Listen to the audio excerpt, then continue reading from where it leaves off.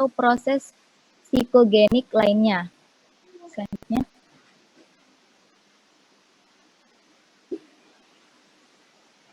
Kemudian ada peta laksanaannya. Yang pertama ada menggunakan obat antiplatelet atau aspirin 75 mg per hari, yaitu kontraindikasi pada pasien ulkus peptikum aktif. Kemudian clopidogrel merupakan obat antiplatelet. Kemudian kemudian clopidogrel merupakan obat antiplatelet pilihan untuk pasien yang tidak dapat mentoleransi aspirin. Kemudian ada antikoagulan atau warfarin. Nah, jika diketahui sumber emboli dari jantung atau kardiogenik meliputi fibrilasi atrium non-reumatik. Kemudian ada endaterektomi karotis. Itu setelah terjadi TIA atau stroke minor, mungkin diperlukan intervensi bedah untuk membersihkan ateroma pada arteri karotis berat pada simptomatik atau stenosis lebih dari 70%. Selanjutnya. Baik, selanjutnya ada stroke. Stroke adalah suatu sindrom yang ditandai dengan gejala dan atau tanda klinis yang berkembang dengan cepat berupa gangguan fungsional otak, vokal maupun global yang berlangsung lebih dari 24 jam. Kecuali ada intervensi bedah atau membawa kematian. Dan tidak disebabkan oleh sebab lain selain penyebab vaskuler.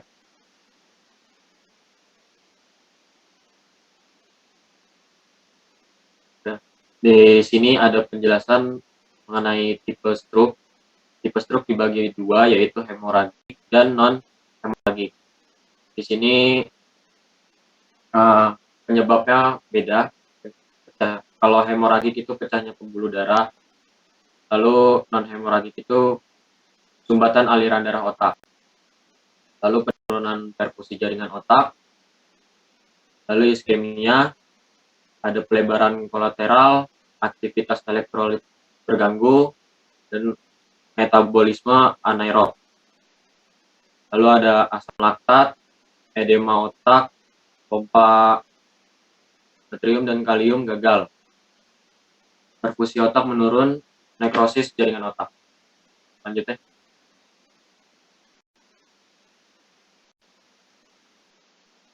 Ya, selanjutnya epidemiologi stroke. Yang pertama, stroke penyebab kematian ketiga di dunia setelah penyakit jantung koroner dan kanker baik di negara maju maupun negara berkembang. 1 dari 10 kematian disebabkan oleh stroke.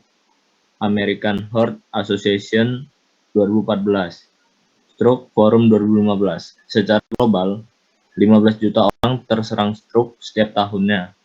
1/3 meninggal dan sisanya mengalami kecacatan permanen. Stroke Forum 2015. Stroke merupakan penyebab utama kecacatan yang dapat dicegah. Ralph et al. 2013. Yang kedua, data dari Kementerian Kesehatan Republik Indonesia memperlihatkan bahwa stroke merupakan penyebab kematian nomor 1 pada pasien yang dirawat di rumah sakit. Menurut Yayasan Stroke Indonesia, setiap tahun diperkirakan 500.000 penduduk mengalami serangan stroke, dan 25% diantaranya 125 penduduk meninggal,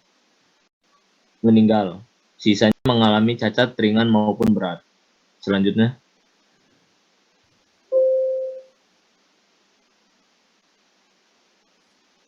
Etiologi. Stroke pada anak-anak dan orang dewasa muda sering ditemukan jauh lebih sedikit daripada hasil di usia tua. Tapi, sebagian stroke pada kelompok usia yang lebih muda bisa lebih buruk. Kondisi turun-temurun 9 predisposisi untuk stroke termasuk penyakit sel sabit, sifat sel sabit, penyakit hemoglobin SC atau sickle cell, homosistinuria, hiperlipidemia, dan trombositosis.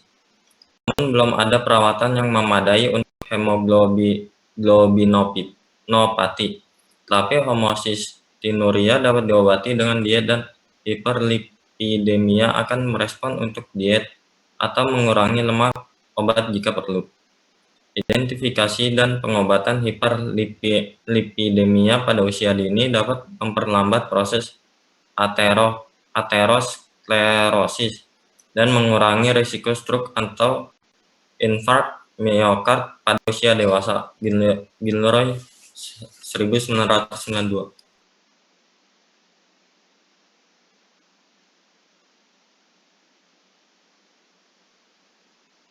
Patofisiologi, gangguan pasokan aliran darah otak dapat terjadi di mana saja di dalam arteri-arteri yang membentuk sirkulus villi.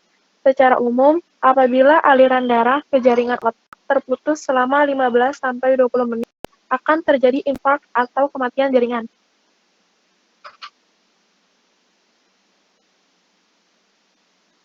Patofisiologi itu terdiri dari 1. Stroke non-hemorrhagic. Infark ischemic cerebri sangat erat hubungannya dengan aterosklerosis atau terbentuknya ateroma dan arteriosklerosis. Aterosklerosis dapat menimbulkan bermacam-macam manifestasi klinik dengan cara A. Menyempitkan lumen pembuluh darah dan mengakibatkan insufisiensi aliran darah. B. Oklusi mendadak pembuluh darah karena terjadinya trombus atau pendarahan aterom. C. Merupakan terbentuknya trombus yang kemudian terlepas sebagai emboli. D. Menyebabkan dinding pembuluh menjadi lemah dan terjadi aneurisma yang kemudian dapat robek. Yang kedua, stroke hemorrhagic. Stroke hemorrhagic yang merupakan sekitar 15% sampai 20% dari semua stroke dapat terjadi apabila lesi vaskular intracerebrum mengalami ruptur sehingga terjadi pendarahan ke dalam ruang subarachnoid atau langsung ke dalam jaringan otak. Bagian dari lesi vaskular yang dapat menyebabkan pendarahan subarachnoid atau PSA adalah aneurisma sakular dan malformasi arteriovena atau MAV. Mekanisme lain pada stroke hemorragik adalah pemakaian kokain atau amfetamin, karena zat-zat ini dapat menyebabkan hipertensi berat dan pendarahan intracerebrum atau subarachnoid.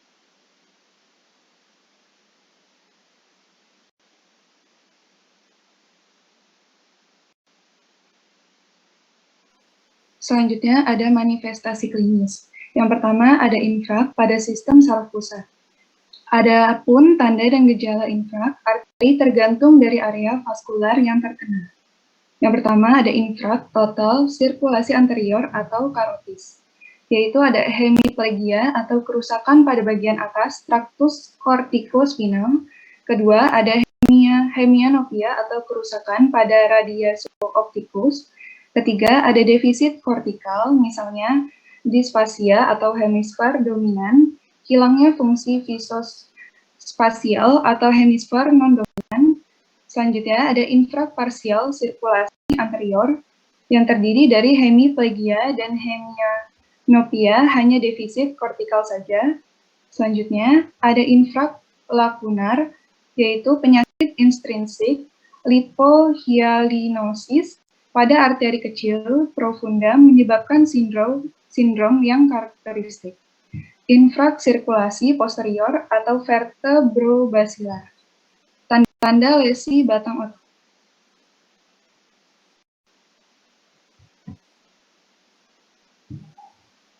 Yang pertama ada serangan ischemic transient, yaitu tanda khas TIA, hilangnya fungsi vokal SSP secara mendadak.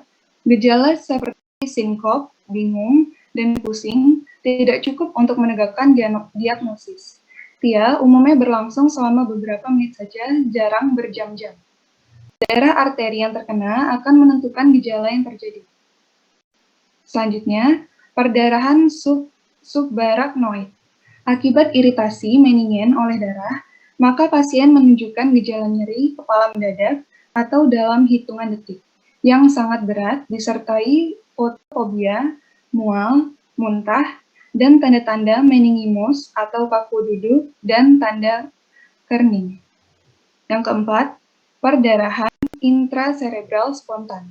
Pasien datang dengan tanda-tanda neurologis vokal yang tergantung dari lokasi perdarahan, kejang, dan gambaran peningkatan tekanan intrakranial.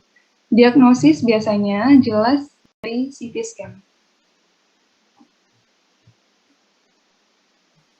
Diagnosis. Untuk mendapatkan diagnosis dan penentuan jenis patologi stroke segera ditegakkan dengan 1. Skor stroke, algoritma Gajah Mada, penurunan kesadaran nyeri kepala, jenis stroke, pendarahan iskemik tabel, 1. algoritma stroke Gajah Mada, Lamsudin tahun 1996. Lanjut, penunjang. Untuk membedakan jenis stroke iskemik dengan stroke pendarahan dilakukan pemeriksaan radiologi CT scan kepala. Pada stroke hemoragik akan terlihat adanya gambaran hyperdens, sedangkan pada iskemik akan terlihat adanya gambaran hipodens. Misbach 1999.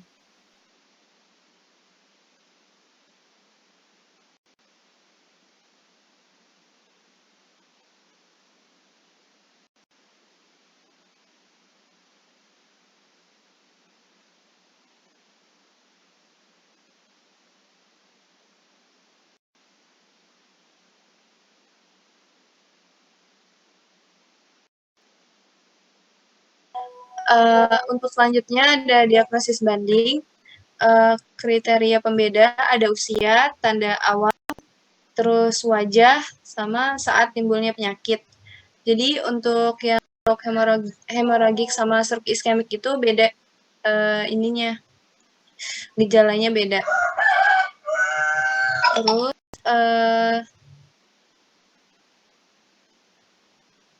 Terus selain itu ada juga gangguan kesadaran, sakit kepala, motor excitation, muntah, pernapasan, nadi, jantung, tekanan darah, paresis atau plagia ekstremitas.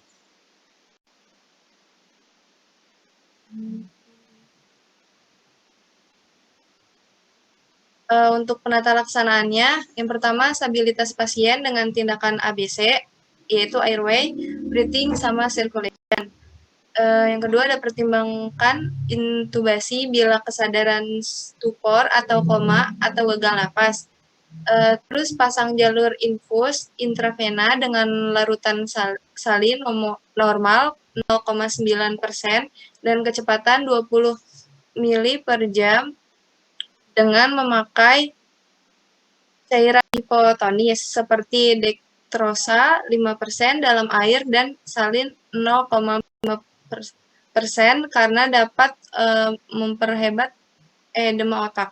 Berikan oksigen 2-4 liter atau per menit melalui kanul hidung. Buat rekaman elektrokardiogram atau EKG dan lakukan foto ronsen toraks. Ambil sampel untuk pemeriksaan darah.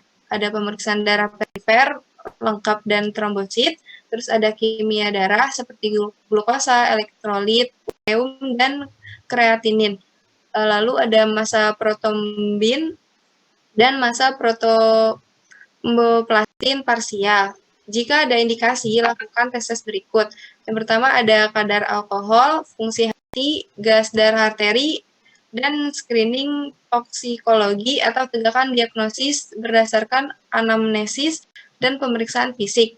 Fisioterapi ahli dan perawat secara umum lebih paham daripada staf medis mengenai hal mengangkat dan menggerakkan pasien yang imobil. Masukan-masukan dari mereka adalah vital saat pasien melalui mobilisasi, termasuk tata laksana, spastisitas, dan penggunaan alat bantu berjalan, seperti tongkat, terus kruk atau penyangga, dan bidai untuk kelemahan pergelangan tangan dan kaki.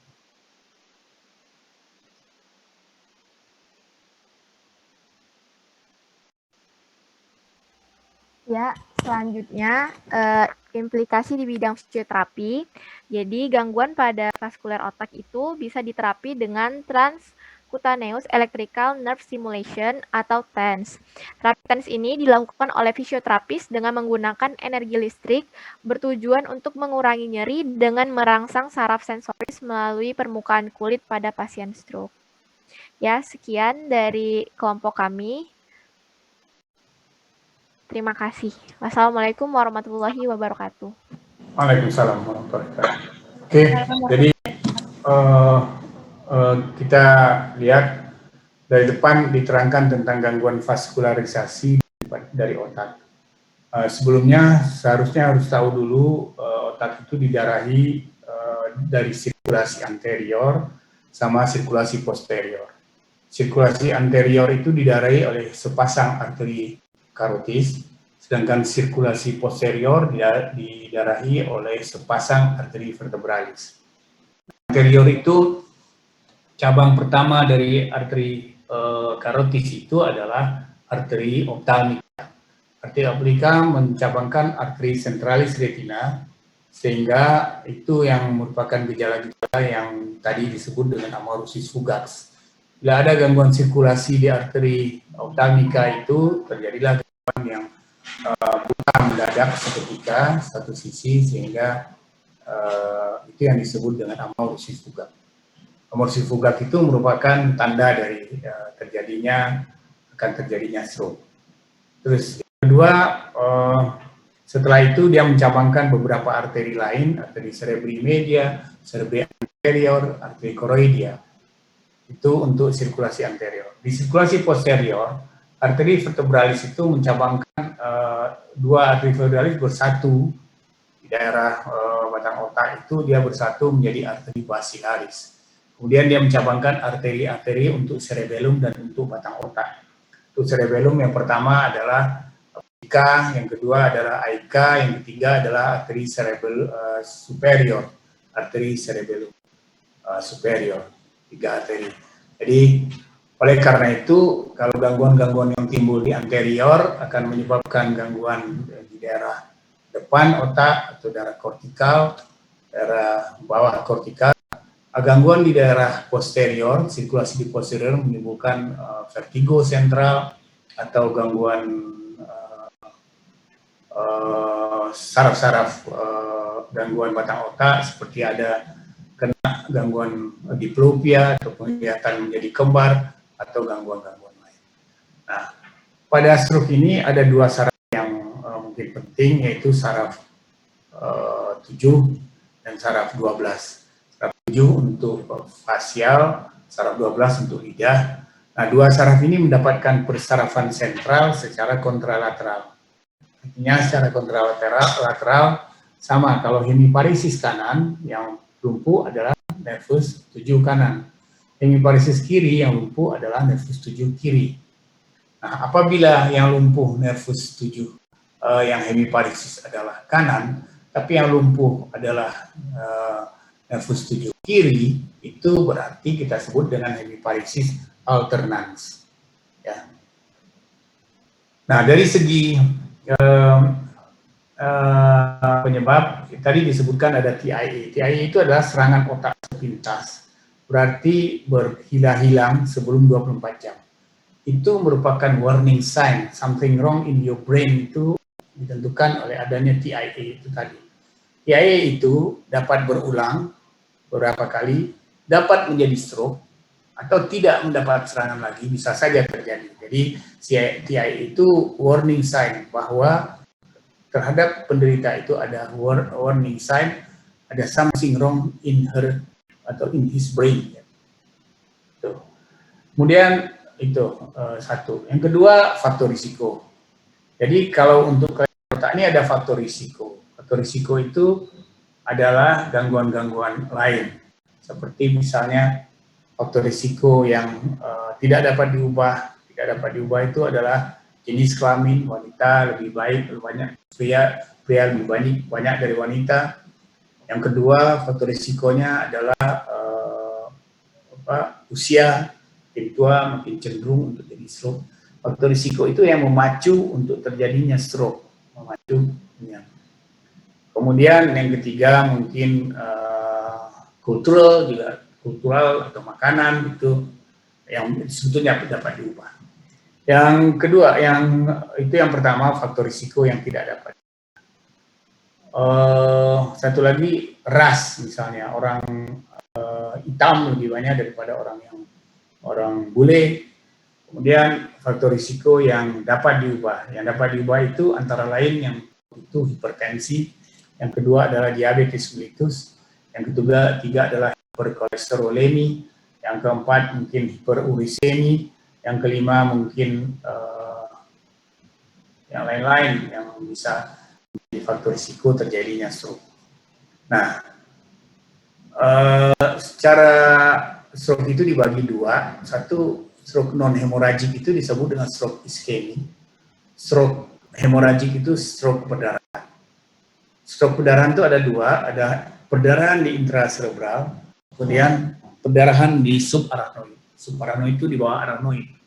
Jadi selaput otak itu ada dua, pachymeninx dan leptomeninx. Di bawah pachymeninx itu adalah dura mater. Di bawah dura mater itu kita sebut rongga subdural.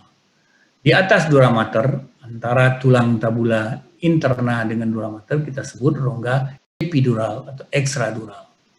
Kemudian di bawah pachymeninx ada leptomeninx. Leptomeninx ada dua, arachnoid dan pia mater.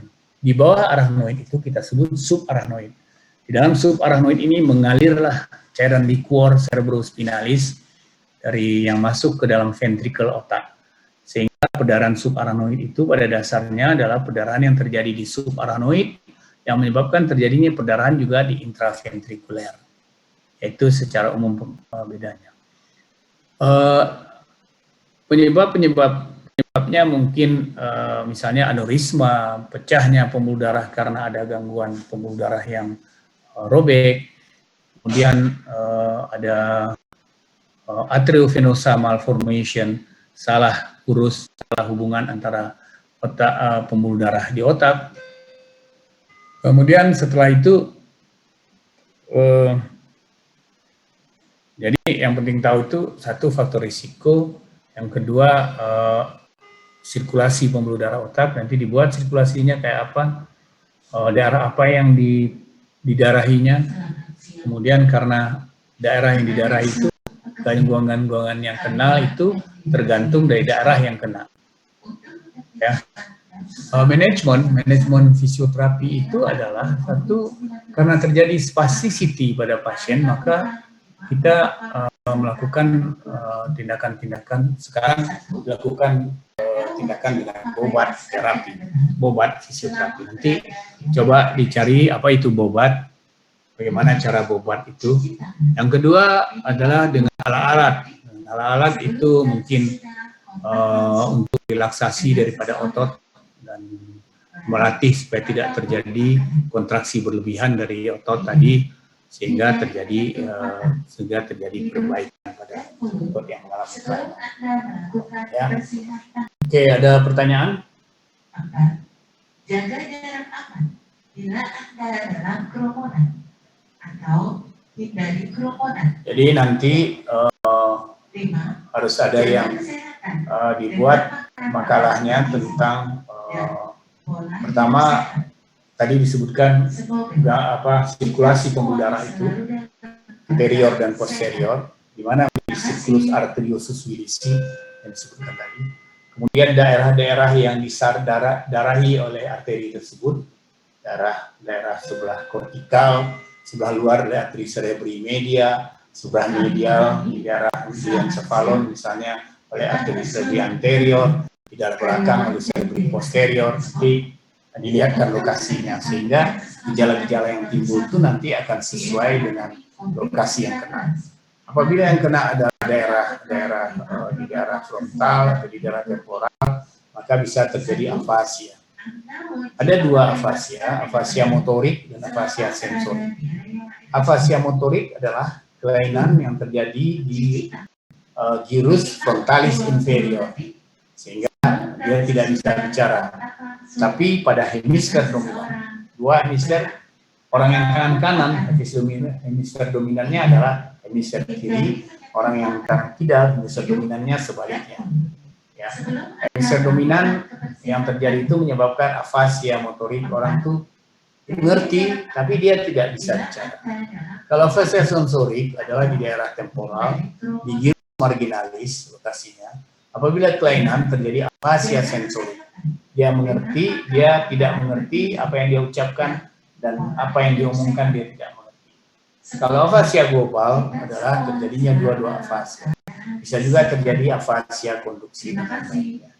Nah, pelatihan-pelatihan semacam itu fisioterapis bagaimana memperbaiki motorik, bagaimana memperbaiki keseimbangan apabila keadaan kelainan di daerah vertebrobasiler. Kalau vertebrobasiler itu umumnya keseimbangan terganggu karena itu di daerah cerebellum. Kemudian kalau yang depan itu motorik yang terganggu.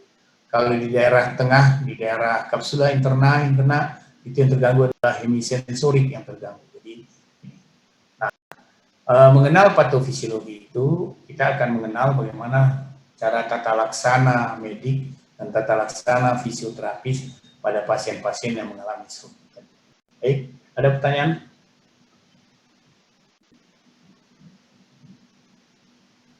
Izin Pak. Nah, saya izin bertanya mengenai tugas makalah yang Bapak sebutkan tadi.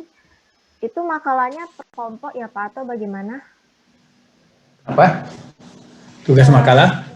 Ya, tadi saya dengar Bapak untuk menyebutkan tugas makalah itu mengenai sirkulasi pembuluh darah anterior dan posterior. Iya, iya. Apakah benar Pak? Jadi membuat gangguan vaskuler itu diawali oleh anatomi pembuluh darah. Jadi ada pendahuluan. Nah, pendahuluannya itu gangguan vaskuler pada otak. Pendahuluannya gangguan vaskuler ini sering terjadi pada ini dan lain-lain ya, menurut. Yang kedua adalah anatomi dari pembuluh darah otak. Ada anterior dan posterior. Kemudian yang ketiga adalah gejala-gejala yang sekalian dengan lokalisasi dari pembuluh darah itu di daerah mana di otak. Yang ketiga adalah gejala-gejala jenis-jenis dari gangguan vaskuler itu. Stroke iskemik, stroke hemoragik. Yang keempat adalah tata laksana mediknya asalan saja, tapi yang penting adalah tata laksana fisioterapis. Mungkin tata laksana manajemen fisioterapis itu menyangkut bobat, terapi bobat, fisioterapi bobat yang harus kamu pelajari. Terapi, bagaimana kalau kelainan di posterior, ada gangguan keseimbangan, bagaimana tata laksana fisioterapi tentang keseimbangan, dan bagaimana tata laksana fisioterapi apabila ada hemiparesis, gangguan motorik pada pasien. Lagi, yang depan juga, yang gangguan yang degeneratif itu juga harus jelas patofisiologinya harus jelas. Kemudian gangguan degeneratif itu dengan gejala apa? Karena orang kadang-kadang nggak kenal dengan multiple sclerosis atau apa-apa. Ya, dua-duanya buat makalah. Dia harus dikumpulkan ke Pak Budi. Ada pertanyaan lagi? Nanti kirimkan ke WA saya. Ya, baik Pak. Terima kasih. Ke email atau? Ya.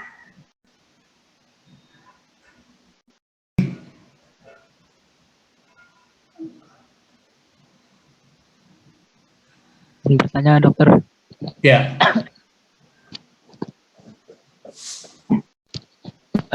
Maaf, setahu saya. Apaan?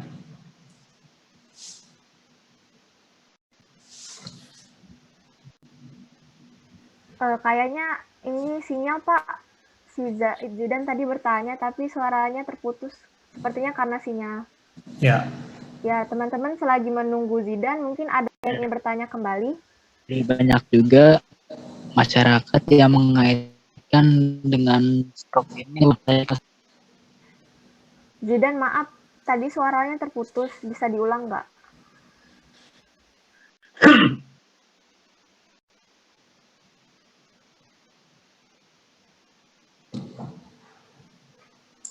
Stroke yang dikaitkan dengan apa, Zidan? Yang lain dulu deh. Izin bertanya, dokter. Ya.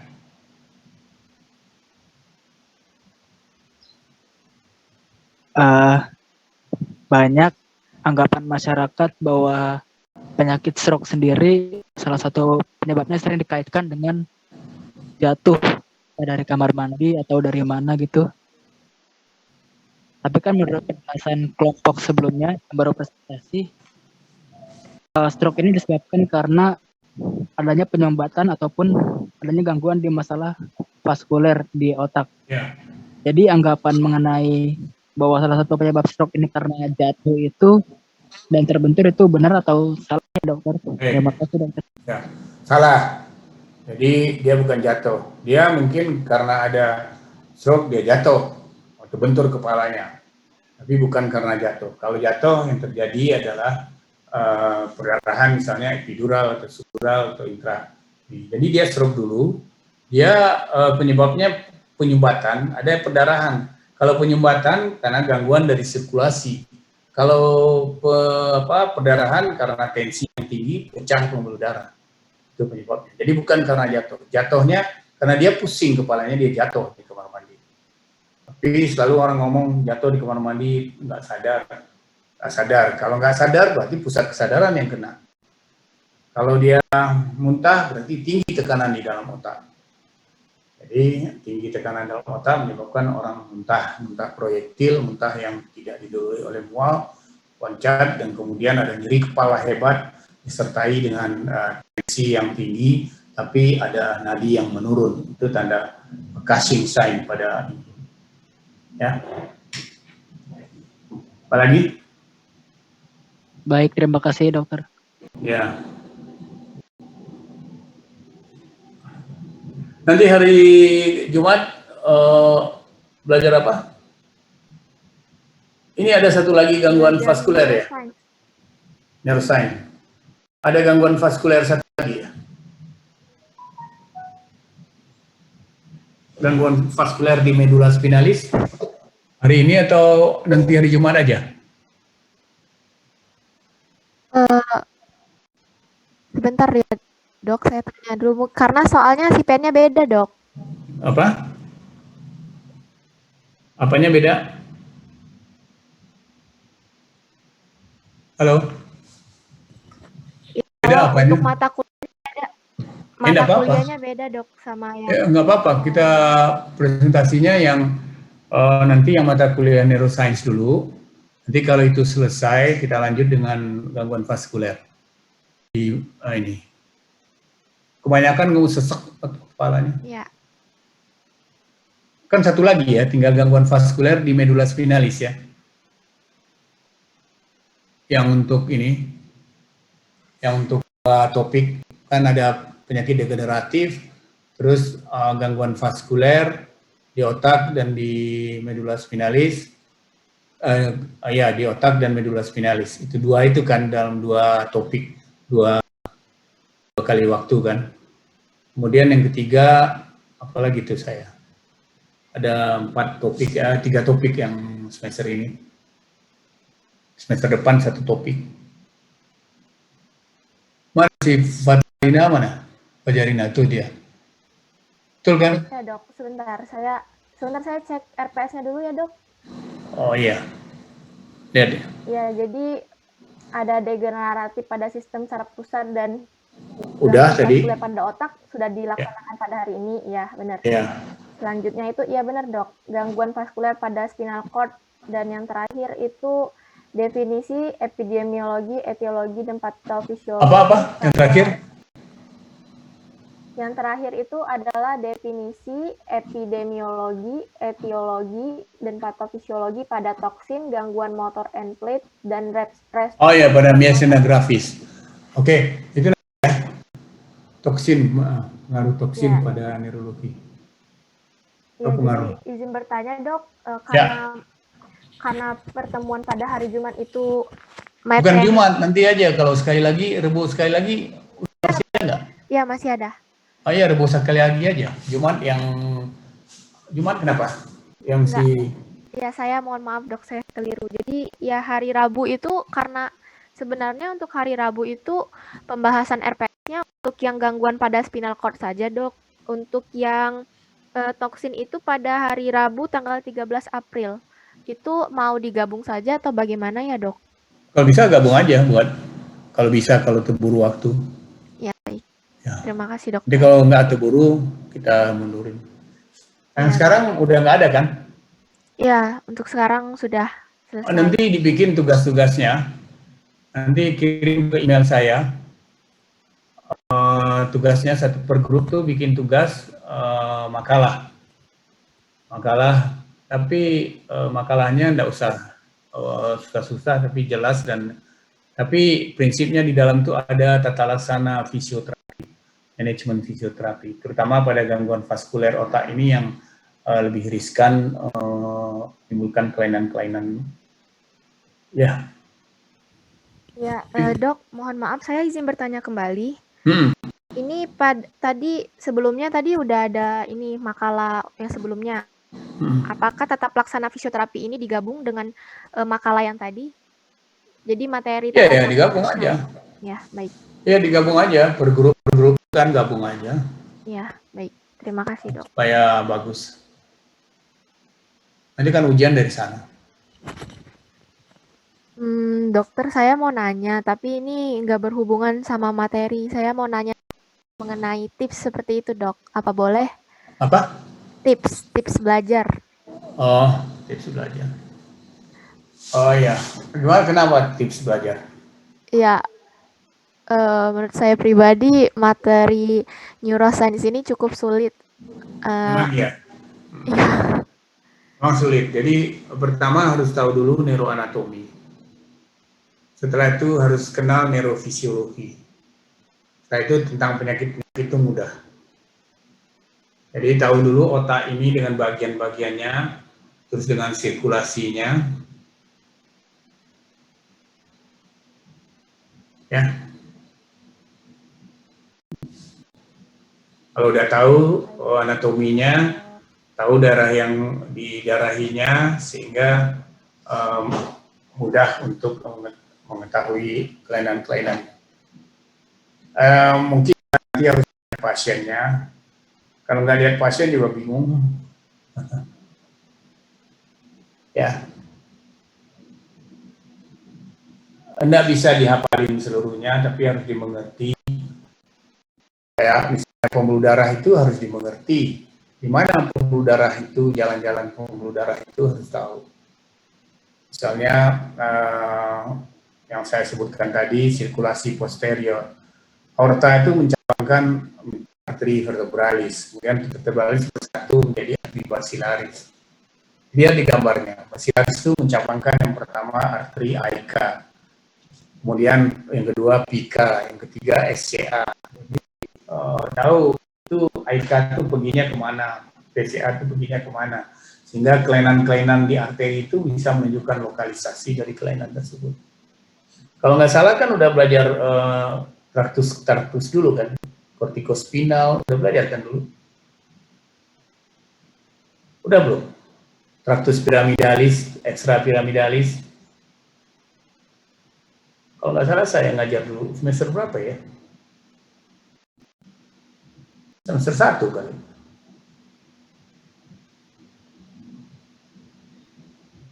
Udah belum Fatalina siapa? Ya, sebenarnya namanya Fajariana, tapi kalau terlalu panjang bisa dipanggil Ana saja, Pak. Oh, baik, Ana. Ya, Ana, udah belum?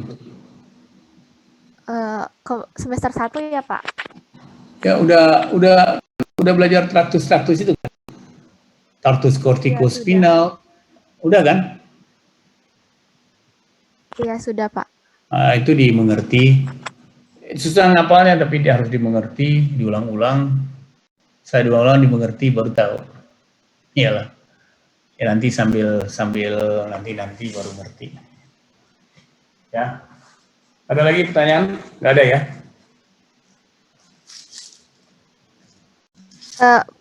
Mohon maaf, Pak, saya bertanya kembali. Baik. Untuk deadline pengumpulan makalah itu kapan ya, Pak? Nggak ada deadline-nya, sampai selesai aja nanti.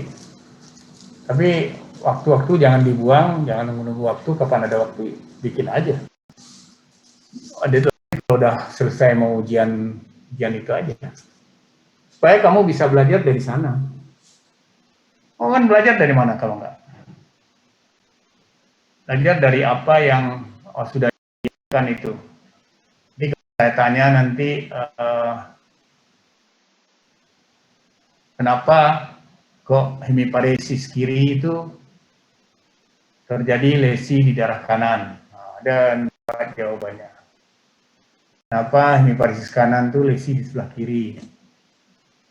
Terus kapan terjadi suatu demensia? Misalnya. Gitu aja.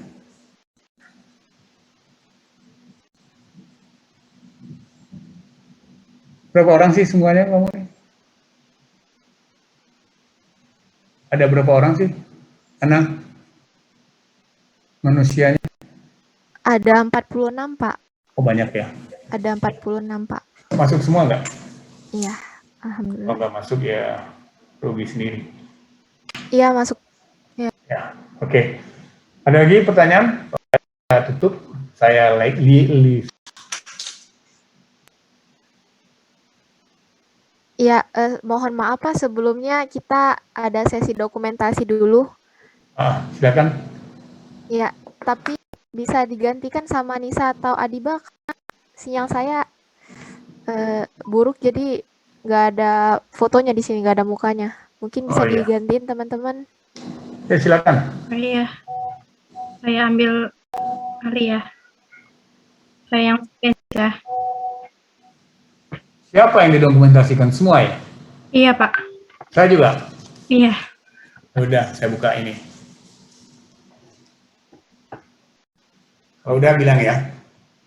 Slide pertama ya. 1, 2, 3. Slide kedua.